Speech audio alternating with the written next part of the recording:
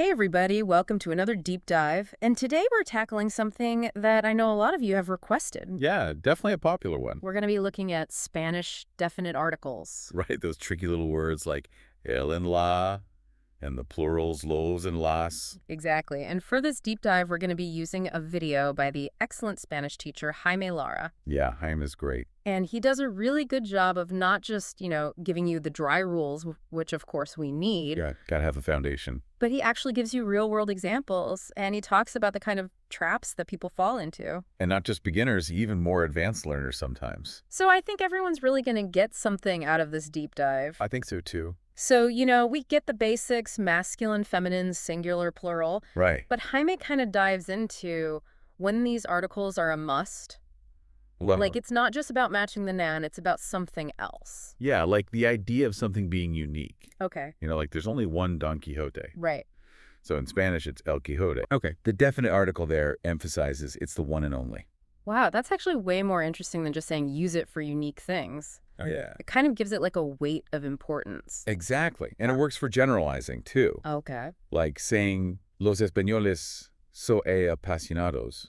So Spaniards are passionate. Mm-hmm. That's not about a couple of specific Spaniards. It's like the group as a whole. So sometimes it's about the thing. Right. And sometimes it's about the whole concept. Okay, that's a good distinction to keep in mind. Yeah. And then there's context. Okay. Sometimes you don't need to be super specific because what you mean is clear. Okay. Like if you're in a car and you say, abra la puerta, open the door, everyone knows it's the car door. Oh, yeah. You don't have to say the car door. That's where I always overthink it. I'm like, Okay. wait, which door? But yeah, in real life, you'd know. Exactly. It's understood. Okay, cool. Now, are you ready for a little quirk that can trip you up? I'm ready. Contractions. Oh, yeah. So in Spanish, a plus el becomes al. And the plus el becomes del. So instead of saying like el cine, it's al cine. Exactly. That's like a whole new word. It is, and it sounds way more natural. Hmm. Jaime uses the example, yo voy. Hi el cine. I'm going to the movies. Uh-huh. Imagine saying, yo voy al cine. Yeah, it sounds clunky. It sounds weird. Yeah. So, and I guess the same goes for del then. Like, Yeah. Soy del Real Madrid. I'm a Real Madrid fan. Okay. Much better than Soy del Real Madrid. Yeah, those contractions are sneaky. They are. But they make so much sense when you hear them. Right. Cool. Okay, so what else has Jaime got for us? Okay, well, buckle up because here come the exceptions. All right. There's this weird rule where feminine nouns that start with a or ake actually take the masculine article, el de, Hold on. but only in the singular form. Whoa. That's like breaking all the rules. It is. So they're feminine, but they're pretending to be masculine. Kinda, yeah. Like think of agua, water, or hach axe. Okay. They sound feminine. They do. Because they end in I, but they break the mold. Right. And they take el So it's el agua, agua. el hachar. Exactly. Okay, my brain is doing backflips right now. I know, right? So then, are the plurals masculine too? No, that's where they snap back to their true feminine selves. Okay.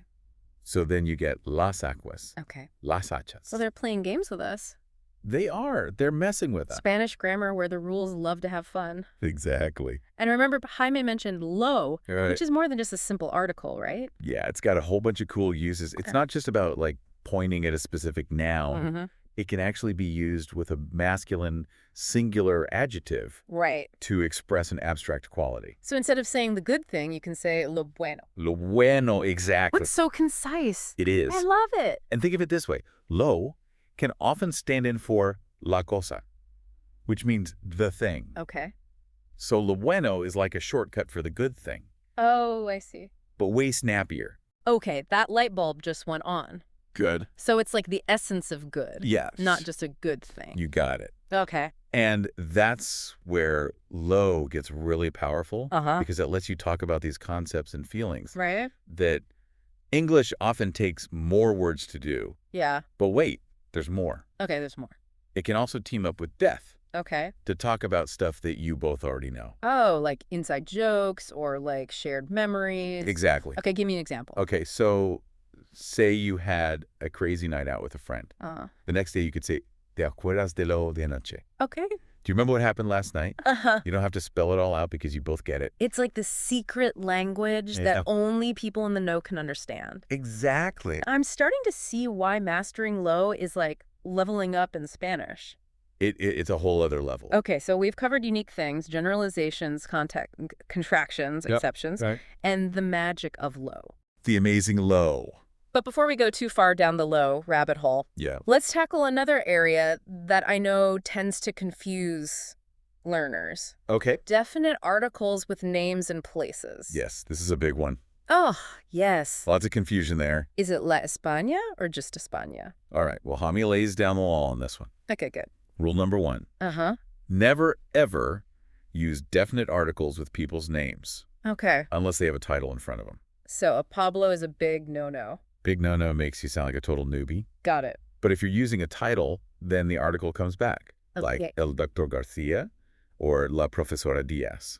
So titles are like a VIP pass for articles. They get special treatment. Okay, what about places, though? Because it feels so random. There's actually a method to the madness. Okay. Most of the time, you skip the article for geographical locations. Okay. So, no El España, Right. no La Madrid, Okay. but of course there are exceptions. Because what's Spanish grammar without a few curveballs? Exactly. Okay. Got to keep us on our toes, right? You're like, what are we talking about here? So sometimes the article is actually baked right into the proper name, Okay. like La Habana, Havana. Okay. And then there are categories where the article is always invited to the party, Okay. like cinemas, theaters, museums, Yeah. hotels, bodies of water streets. So I could be strolling down La Rambla in Barcelona, Right. admiring artwork at El Museo del Prado in Madrid, Absolutely. and then catching a show at El Teatro Real. Perfect. And don't forget, El Rio Guadalquivir, the Guadalquivir River flowing through Seville. Oh, yeah. Jaime really paints a picture with these examples. I'm starting to feel like I'm there. I know, me too. It's so much more engaging than just memorizing rules from a textbook. That's the power of a good teacher. Yeah.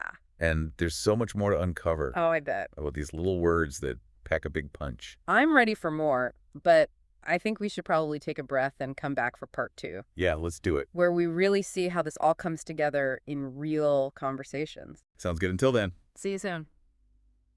Welcome back to our deep dive into those fascinating Spanish definite articles. I'm ready for more. It's amazing how much depth there is to these seemingly simple words. Right. It's like we're peeling back the layers of the Spanish language onion.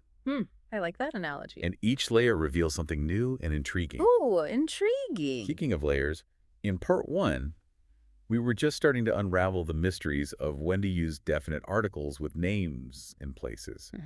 What were your biggest aha moments from that discussion? Honestly, it was the exceptions that really got me thinking. Exceptions, yeah. Like, why is it La Habana for Havana but not El Madrid for Madrid? Right. It feels so arbitrary. It feels arbitrary, but there's actually a historical reason behind each of those quirks. Oh, really? Yeah, like take La Habana, for example. Okay. Back in the day, cities were often named after saints, Uh-huh. and Havana was named after La Habana, meaning the harbor. Oh. And over time, the La just became part of the official name. Even though it refers to a geographical feature. Exactly. So it's like those little articles carry centuries of history within them. They do. That's pretty cool. It's fascinating. Language is a living record of a culture's evolution. I like that. And sometimes those historical quirks, they become the rules, even if they don't always make logical sense. So don't overthink it. Just go with the flow of how native speakers actually use the language. Exactly, you got it. Okay.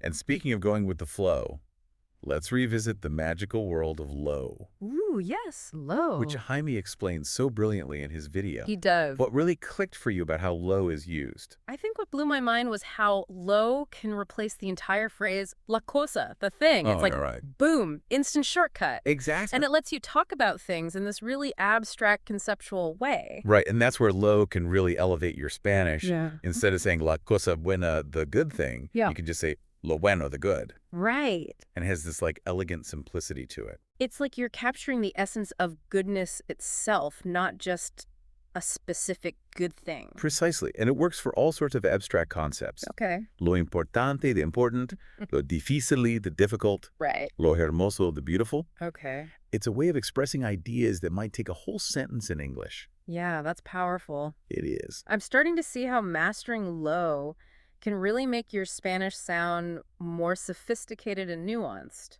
It does. It's like a secret weapon for expressing complex thoughts. It is. And remember how Jaime talked about using lo plus de Yes. to refer to things that are already understood by the speakers? Yes, like you're tapping into this shared understanding. Exactly. Creating this instant connection with the other person. Exactly. It's all about building rapport and creating a smoother flow in conversations. Hmm.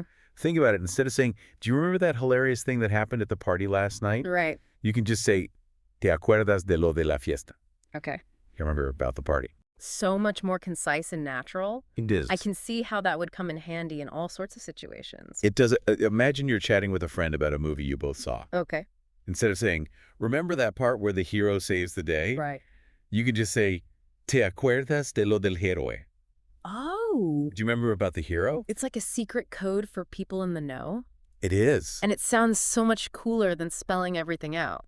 It shows that you're not just speaking Spanish, you're thinking in Spanish. Ooh. And that's what fluency is all about. I totally agree. But, we've been focusing a lot on the grammar rules and exceptions. Right. And I'm curious to hear your thoughts on how all of this connects to the bigger picture of speaking and understanding Spanish. That's a great question because it's not just about getting the grammar right. Mm-hmm. It's about understanding how those grammatical structures shape the way Spanish is spoken and understood. So it's like the definite articles are just one piece of a larger puzzle? Exactly. And when you start to see how those pieces fit together, you unlock a deeper level of understanding. Okay. For example, when you grasp how definite articles work, Uh-huh. you start to see the importance of gender and number agreement in Spanish. It's like they're the glue that holds everything together. Exactly. And once you have that foundation, you can start building more complex sentences, Right. express yourself more clearly, and even understand spoken Spanish better. It's amazing how these seemingly small grammar points can have such a big impact on your overall fluency. They do. It's Yeah. all interconnected. And that's what makes language learning so fascinating. Yeah. It's a journey of discovery where every new piece of knowledge opens up new possibilities. I love that perspective. It's not just about memorizing rules, it's about expanding your mind and your ability to connect with the world in a new way. Precisely. And speaking of connecting with the world, Hmm. I think it's time we explored how mastering definite articles can actually help you navigate real-life situations in Spanish-speaking cultures. Okay, I'm ready to see how all of this grammar knowledge translates into real-world communication. Let's dive in. Okay, so we've covered a ton of ground with these definite articles, Oh, you are? rules, exceptions, the whole lore extravaganza. It's been a journey. But I'm ready to get down to like brass tacks. Okay. How does all this grammar geekery actually help you speak better Spanish?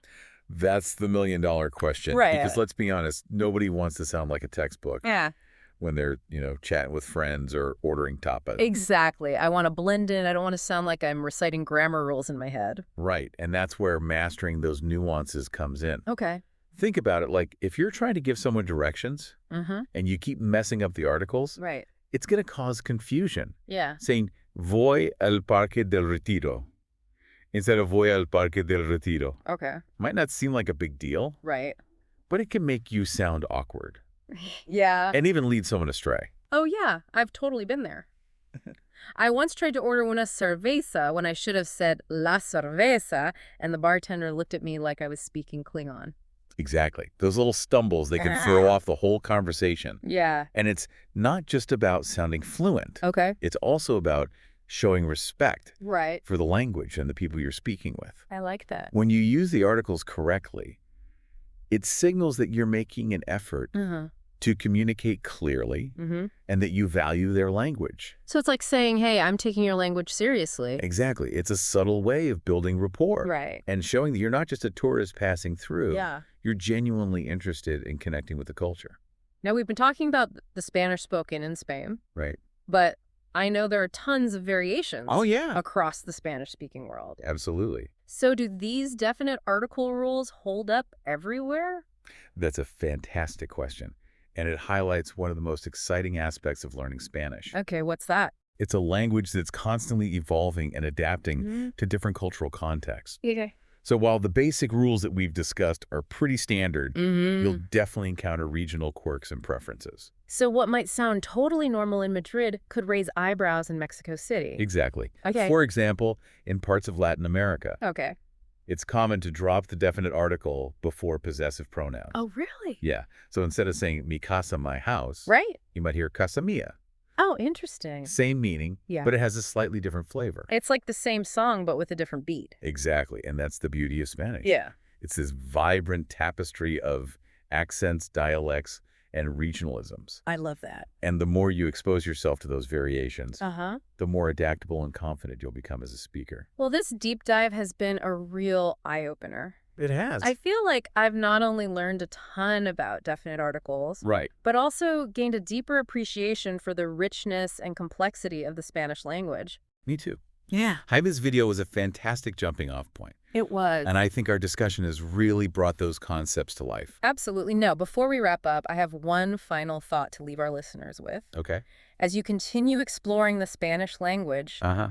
pay attention to how those little definite articles are used Yeah. in different contexts, Right. different regions and different conversations. Yes. It's like a window into the soul of the language. That's a beautiful way to put it. It's a reminder that language is so much more than just words and grammar. Right. It's a reflection of culture, history, and human connection. I love that. So keep exploring, Yes. keep practicing, and most importantly, keep having fun with Spanish.